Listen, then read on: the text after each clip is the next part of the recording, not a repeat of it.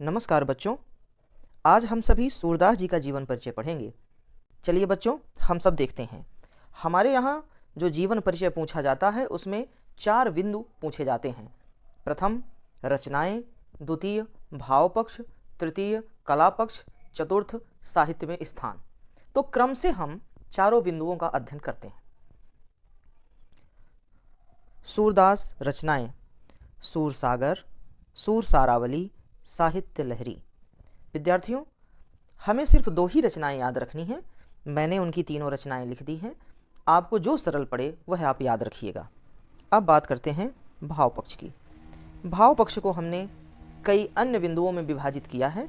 जो पहला बिंदु है, पहली जो हेडिंग है वह है बाल वर्णन, अर्थात बाल लीलाओं का वर्णन।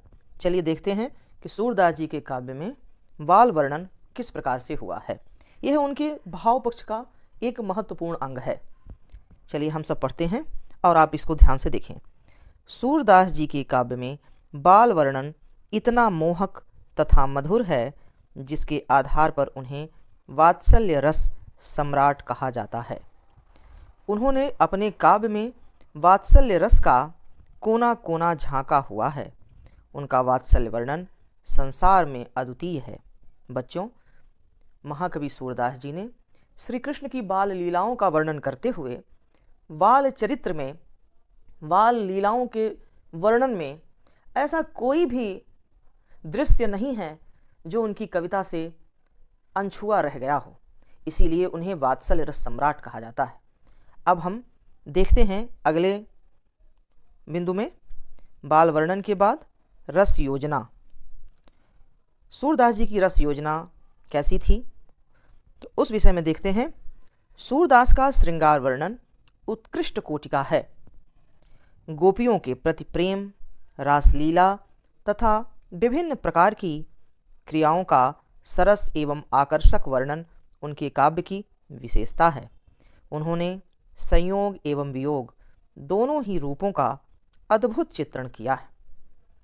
आप सभी लोग यह जानते हैं कि श्री कृष्ण के गोकुल से मथुरा चले जाने के बाद गोपियों के विरह का चित्रण भ्रमर गीत प्रसंग में बड़ा अद्भुत रूप से महाकवि सूरदास जी ने किया है। इसलिए उनके काव्य में श्रृंगार के दोनों पक्ष, संयोग एवं वियोग दोनों का ही बड़ा सुंदर चित्रण किया गया है। उनके काव्य में शांत रस, अद्भुत रस एवं वात्सल्य रस की अलौकिक त्रिवेणी दिखाई देती है।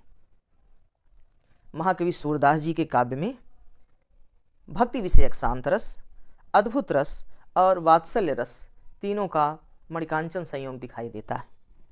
अब देखते हैं तीसरी पंक्ति, उनकी भक्ति भावना। भाव पक्ष का यह तीसरा बिंदु है। सूरदास की भक्ति सखा भाव की है।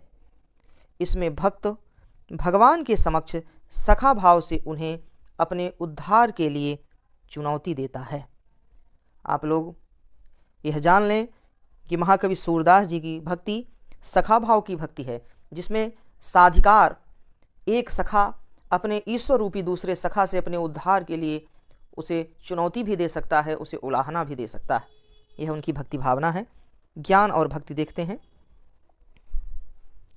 सूरदास जी साधारण मनुष्य के लिए ज्ञान से अधिक भक्ति मार्ग के महत्व को प्रतिपादित करते हैं। सूरदास जी ज्ञान और भक्ति के महत्व में वह भक्ति को ज़्यादा महत्वपूर्ण मानते हैं अपेक्षाकृत ज्ञान के। अब चलते हैं बच्चों कला पक्ष की ओर। कला पक्ष में हम सर्वप्रथम महाकवि सूरदास जी की भाषा का अध्ययन करते हैं। सूरदास जी की काव्य भाषा सरल, सहज एवं माधुर्यपूर्ण ब्रज भाषा है।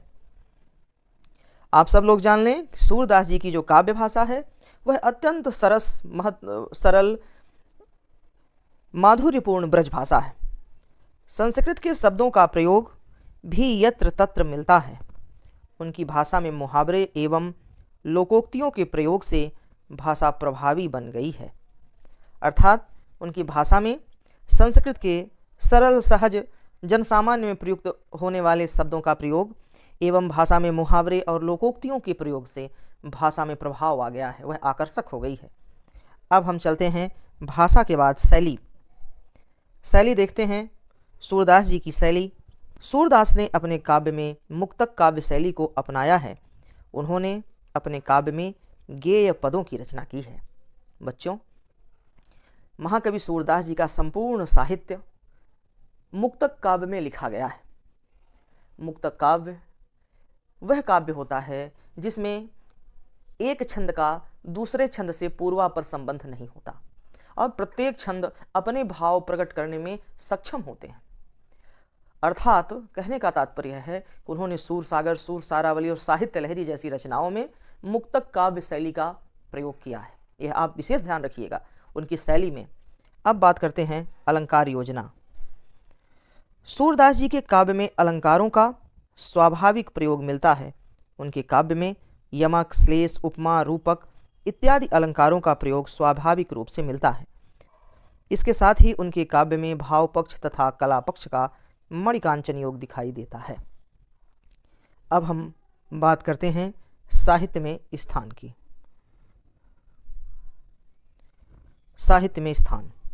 हिंदी साहित्य की भक्तिकालीन काव्य परंपरा में कृष्ण भक्ति काव्य धारा के प्रतिनिधि कवि एवं वात्सल्य रस सम्राट सूरदास जी का हिंदी साहित्य में अद्वितीय स्थान है। बच्चों, आप सभी लोग जानते हैं कि महाकवि सूरदास भक्तिकालीन पूर्व मध्यकाल अर्थात भक्तिकाल में कृष्ण भक्ति धारा के प्रतिनिधि कवि हैं।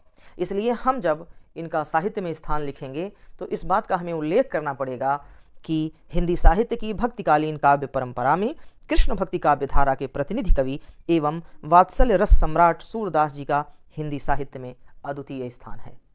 इस प्रकार से बच्चों, यह सूरदास जी का जीवन परिचय संपन्न होता है। आप सभी लोग क्रम से एक बार हेडिंग्स को देख लें जिससे कि आप इसका अध्ययन कर सकें। देखिए, पहले रचनाएं सूरसागर, सूर सारावली, साहित्य लहरी। भाव पक्ष में प्रथम हेडिंग है वाल वर्णन, द्वितीय है रस योजना और तृतीय है भक्ति भावना, चतुर्थ है ज्ञान और भक्ति। फिर आता है कला पक्ष। कला पक्ष में भाषा, शैली, अलंकार योजना और फिर उसके बाद साहित्य में स्थान। इस प्रकार से महाकवि सूरदास जी का जीवन परिचय संपन्न होता है।